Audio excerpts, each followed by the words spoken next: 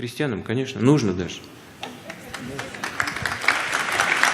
Уважаемый Владимир Владимирович, чтобы попасть на этот форум, я прошел как минимум 5 круглых столов, где мы очень много обсуждали вопросов. На них возникало сотни. Я с точки зрения крестьянина проанализировал, посмотрел, очень много имеет общие корни. Многие проблемы, они не с сегодняшнего дня, они идут с 90-х годов.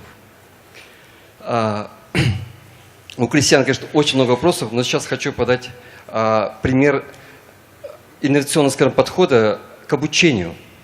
На примере крестьян, но можно применить ко всей стране. У нас извечный вопрос. Вчера слушал на нескольких площадках. Студенты, заканчивая вузы, половина не идет работать по специальности, а из той половины, которая идет работать по специальности, почти никто не имеет работы. Почти всех приходится переучивать. Вот мы в прошлом году провели крестьянскую олимпиаду в Чувашии. Кстати, Василий Семенович, Чуваши, забыл сказать, сегодня день чувашского языка. Поздравляю. Мы провели крестьянскую олимпиаду, концепцию описали. Суть в том, что из года в год проводим теоретическо-практические и творческие олимпиады по разным возрастным группам школьников. Там интересные призывые, хорошая продуманная программа. И что получаем в итоге? К окончанию обучения в школе школьники, многие, получается, уже выходят специалистами. Если они пойдут учиться дальше в вуз, они уже идут туда осознанно и точно пойдут работать в сельское хозяйство. Или связаны с ним отрасли, чиновниками сельского хозяйства, торговли и так далее. Точно так же я услышал в Саратовской области или Самарской, уже промышленные предприятия начали также делать. И для этого не обязательно нужны государственные деньги. Это деньги может вложить сообщество. Нам, предпринимателям, фермерам, сельхозпроизводителям нужны кадры. Мы можем сами тоже скинуться, чтобы их выучивать.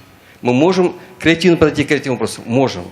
Точно так же другие промышленники, скажем, другие отрасли народного хозяйства точно так же могут подойти. Что это даст в итоге?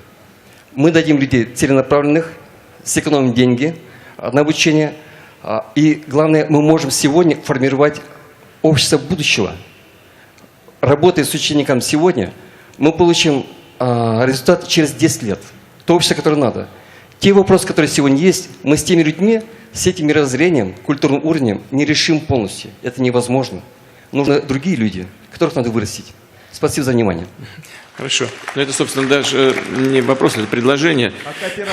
Оно полностью совпадает с моей точкой зрения. Мы ведь уже много времени уделили тому, чтобы привлечь предпринимательское сообщество к решению вопроса подготовки кадров в соответствии с запросами рынка труда. Ну, надо сказать, что ведущие объединения, они подключились, и я очень рассчитываю на то, что эффект будет.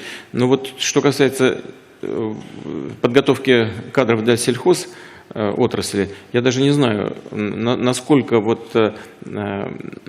там обеспечено присутствие сельхозсектора в этой нашей совместной сейчас работе с бизнес-сообществом по подготовке кадров. Обязательно посмотрю на это. Ладно? Да, вот там женщина так очень хотела что-то сказать.